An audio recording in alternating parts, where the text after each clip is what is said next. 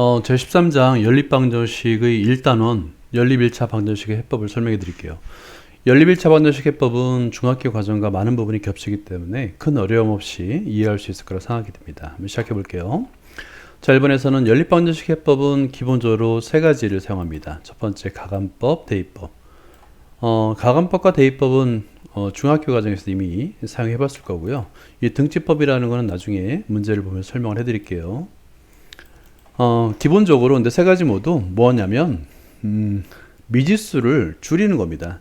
그러니까 미지수의 개수가 3개인 경우 2개로 줄이거나 2개인 경우 하나로 줄이거나 이렇게 해서 하는 방법이 바로 뭐 가감, 대입, 등지법 이렇게 이름을 바꿔서 부르는 겁니다.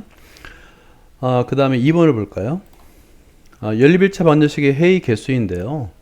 일단은 연립 1차 방정식은 직선입니다. 그러니까 예를 들어서 미지수가 2개, xy 2개인 방정식은 그 직선의 방정식이라고 부르는데요.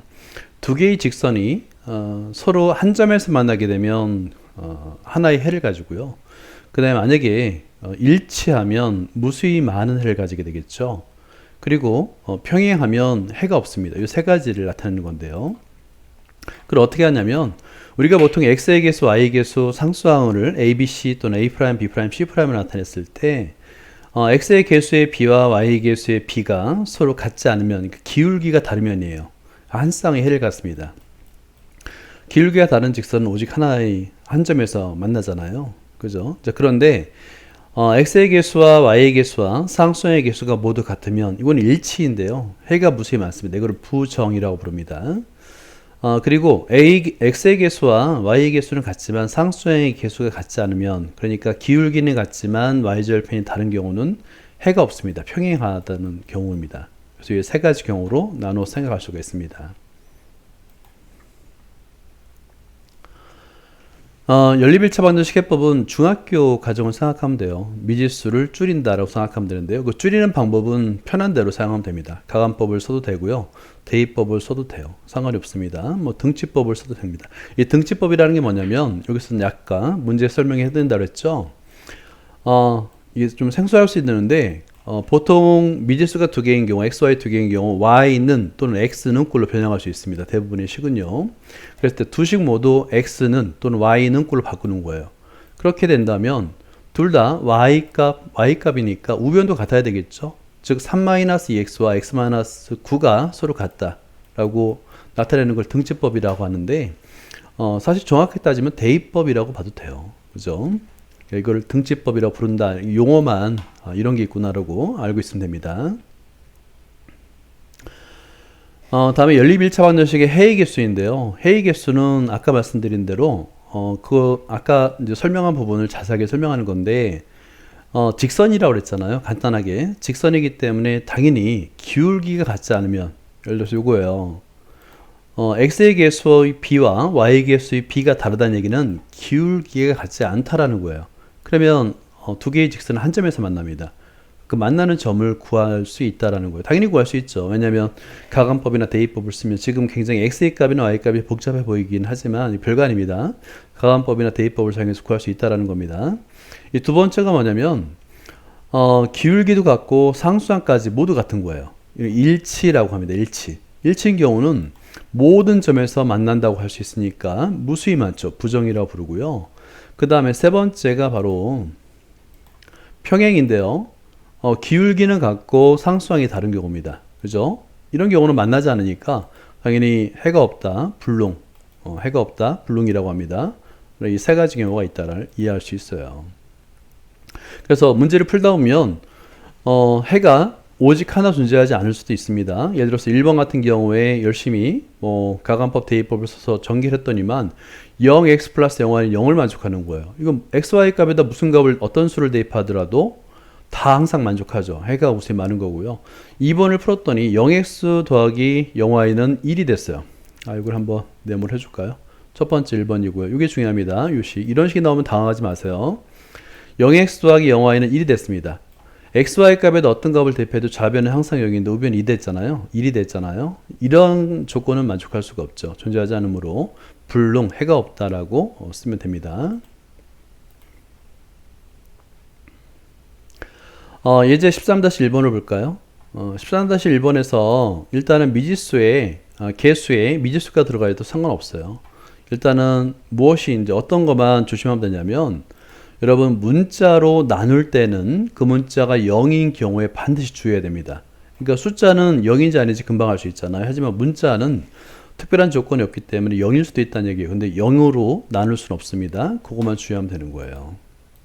그래서 먼저 1번을 보면 일단 그 적당한 수를 곱해서 빼줬죠. 그러니까 y를 소거했습니다. 그리고 나서 이렇게 y가 소거된 방정식을 만드는 것까지는 우리가 잘 알고 있는 가감법이잖아요. 자, 그런데 x의 개수인 a의 제곱 마이너스 1로 양변을 나누려고 하기 전에 일단 먼저 인수분해를 해서 여기 a-1, a-1이 공통으로 있습니다. 그럼 양변을 a-1로 나눠주면 되겠다? 안 됩니다. 왜 안 되냐면 a 값이 어떤 수인지를 알 수 없잖아요. 그래서 반드시 세 가지로 나눠야 됩니다. 이게 다른 점이에요. 그러니까 일단은 양변을 x의 개수로 나눠줘야 되는데 a가 a 플러스 1, a 마이너스 1의 곱이다 보니까 x의 개수가 0이 아니다라는 조건은 a가 플러스 마이너스 1이 아닐 때라고 해야 되겠죠. 이때는 0이 아니니까 양변을 나눠서 분모 문제에서 a 마이너스 1을 나눠줘도 됩니다. 만족하죠? 반면에 a가 1일 때는 어떨까요? 좌변도 0이고 우변도 0이 되잖아요. 그럼 부정이 됩니다. 무수히 많은 거고요. 만약에 a가 마이너스 1입니다. 좌변은 항상 0인데 우변은 0이 되지 않잖아요. 불능입니다. 해가 없다라고 불능이라고 적어야 되는 거예요. 이해됐죠? 그러니까 x의 개수 미지수가 있을 때는 그 값이 0이 되는 경우와 0이 되지 않는 경우로 나눠서 일단 기본으로 생각해야 되겠고 부정인 경우, 불능인 경우로 따져야 된다는 거예요. 자, 다음으로 2번을 볼까요? 자, 이번은 절대값이 있는 방정식은 주로 이제 많이 다루게 돼요. 고등학교에서는. 그럴 때는 이 절대값이 있는 상태에서는 문제를 해결할 수가 없습니다. 그래서 절대값을 먼저 없애주는데요. 그 방법은 부등호로 범위를 나누는 거예요. 뭐냐면 자, 여기 밑줄 그어볼까요? 이런 조건. 총 4개의 조건으로 나눌 수 있죠. 그죠? 이거 귀찮더라도 꼭 해야 됩니다. 왜냐하면 절대값이 그대로 있는 상태에서는 방정식을 풀 수가 없어요.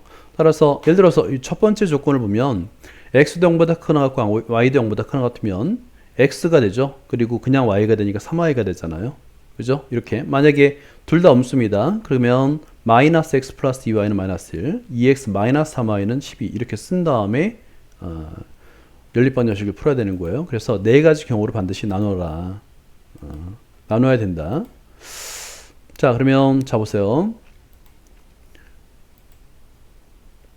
여기서 첫 번째 양수일 때 요거 밑줄 꼭 그어주세요. 두 번째 x가 0보다 크거나 같고 y가 음수일 때, 그 다음에 세 번째 x가 음수이고 y가 0보다 크거나 같을 때, 네 번째 x도 음수 y도 음수일 때, 요거 반드시 4가지 경우로 나눠서 절대값을 풀고 그걸 가지고 연립방정식을 풀어라 라고 하는 겁니다. 그리고 나서 이제 중요한 게 뭐냐면 만약에 해를 구했어요. 해를 구한 다음에 이 조건을 만족해야 됩니다. 그러니까 둘 다 양수해야 되는데 만족하지 않죠? 그럼 부적합이 되는 거예요. 여기도 적합이 됐고 부적합이 됐고 부적합이 됐잖아요. 그러니까 적합인 경우만 해로 인정한다 라고 보는 겁니다. 다시 한번 강조하지만 절대값이 있는 방정식은 그대로 풀 수 없다. 반드시 범위를 나누어서 절대값을 풀어줘라. 그 다음에 해를 구하고 적합인지 부적합인지를 판정하여라 라고 이해하면 되는 겁니다. 유제 13-1번을 볼까요? 13-1번을 보면 xy에 관한 연립방정식이 있습니다. 해가 무수히 많을, 여기 밑줄 그어볼까요? 해가 무수히 많을 때라고 돼 있어요. 무수히 많을 때, 해가 없을 때, 그러니까 부정일 때와 불능일 때를 한번 따져보라는 건데 일단은 똑같아요. 일단 그 가감법을 사용해서 그러니까 x든 y든 한 문자를 소거한 다음에 그 개수로 나눌 때 그 나누는 값에 주의하면 됩니다. 알겠죠?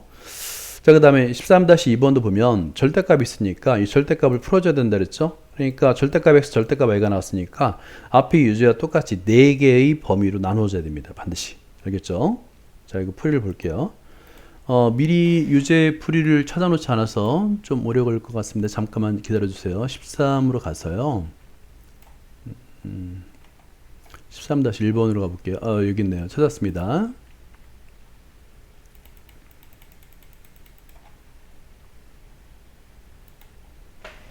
자, 보면 1번, 2번 식에서 y를 소거했죠. 그죠?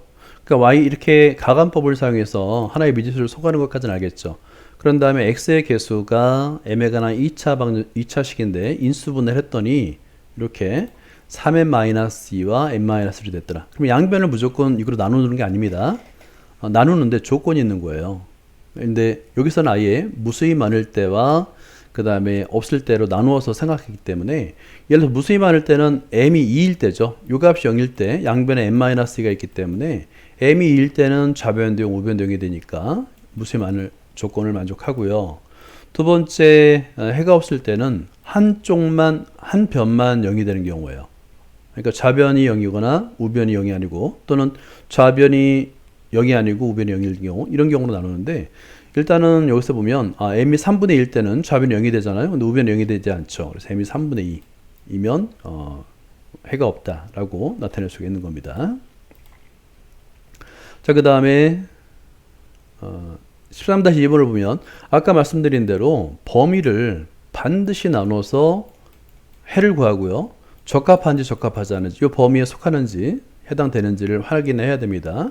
그래서 네 가지 범위를 쓰는 거는 부적합하고요. 이건 연습을 해두세요.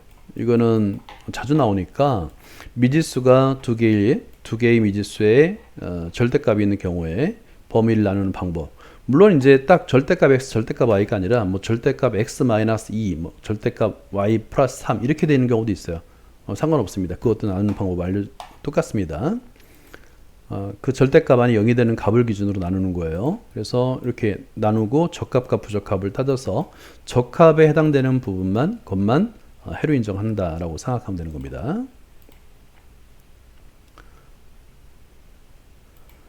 13-3번. 그렇죠. 이제 필수 예제를 먼저 보면 13-2번을 보는데 미지수가 두 개인 연립방정식이 있고 미지수가 세 개인 연립방정식이 가능합니다. 근데 여러분 먼저 아직은 안 배웠지만 미지수가 두 개인 연립방정식은 직선의 방정식이라고 했잖아요. 미지수가 x, y, z 세 개인 경우 1차 방정식은 평면의 방정식입니다. 나중에 배우게 되는데요. 공간상의 평면의 방정식이에요. 그러면 평면과 평면이 만나는 거죠. 그죠?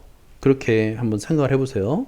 그러면 해가 어떤 의미인지를 이해하는 데 도움이 될 겁니다.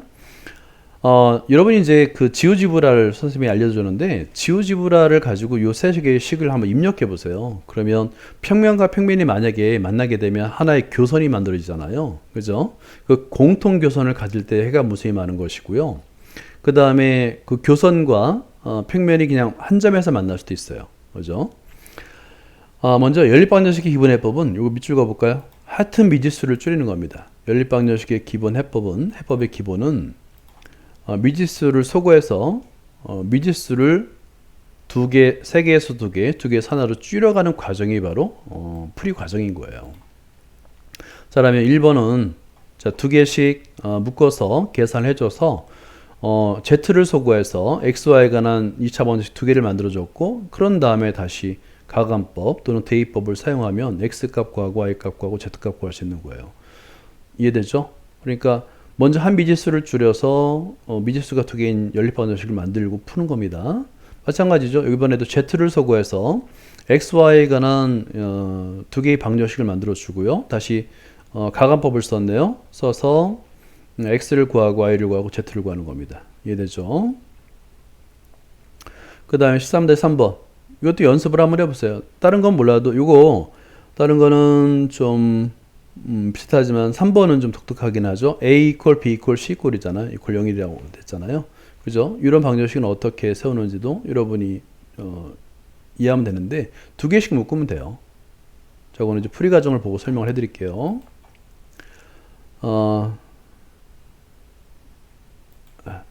13-3번 마찬가지로 이제 이번에는 y를 소거했네요. 편한 식을 소거하면 됩니다. 소거하기 편한 문자를 선택해서 소거하면 되는데 7x 더하기 3y-5 그 다음에 x-y는 -9로 만들어서 미지수 xy를 x와 z를 미지수로 갖는 두 개의 방정식을 만들고 또 가감법을 썼네요. 써서 Z를 구하고 그 다음에 X 구하고 Y 구하면 되는 겁니다. 그 다음에 요 2번은 좀 풀이 방법이 독특하긴 하네요. 그죠? X, Y, Z를 Y에 관한 식으로 표현하는 거예요. 그런 다음에 대입을 하는 거죠. 3에 대입했습니다. 3에 대입하게 되면 이제 Y에 관한 미지수 Y 하나만 가지고 있는 Y에 관한 1차 방정식이 되다 보니까 먼저 Y 값을 구하고 그걸 대입해서 X 값 구하고 Z 값을 구하는 과정. 이런 풀이 방법은 좀 눈여겨보면 좋겠죠. 아니면 사실은 미지수를 소거해서 이 1번과 2번에서 Y를 소거한 다음에 3번과 가감법을 써도 됩니다. 상관없어요. 3번은 방금 전에 설명해 드렸듯이 일단은 1번, 2번, 3번 이렇게 따로따로 나타낼 수 있잖아요. 그 값이 모두 0이 된다고 그랬으니까. 그죠? 연립방정식으로 표현한 다음에 이거는 이제 개수를 가만히 보니까 X 개수 같고 Y 개수 같고 Z 개수 같잖아요. 그래서 세 개 항을 모두 더하게 되면 2배 X 플러스 UI 플러스 3Z 이꼴 10이 되는데 양면을 2로 나눌 수 있죠. 그래서 X 플러스 UI 플러스 3Z는 5가 되는데요. X 플러스 UI가 2니까 2를 대입하면 3Z는 3이 되죠. Z는 1이 된다 라는 식으로 풀 수 있는 건데 이런 풀이 방법은 별표를 해둔 다음에 기억을 해둘 필요가 있습니다. 그러니까 세 변을 변끼리 세 개의 식을 변끼리 더해서 문제를 풀 수 있다 라고 이해하면 됩니다. 여기까지 설명을 해드리고요. 이 단어는 다음 동영상에서 계속 이어 설명해 드릴게요. 그러니까 특별한 형태의 연립 1차 방정식의 풀이 방법은 기억을 해두는 게 좋아요. 예를 들어서 지금처럼 3번 같은 경우는 별표를 해두세요. 그러니까 식을 변형해서 좌변끼리 우변끼리 한꺼번에 더해서 문제를 푸는 과정이잖아요. 이런 건 별표를 해두고 기억을 해두는 게 좋습니다. 여기까지입니다. 수고했습니다.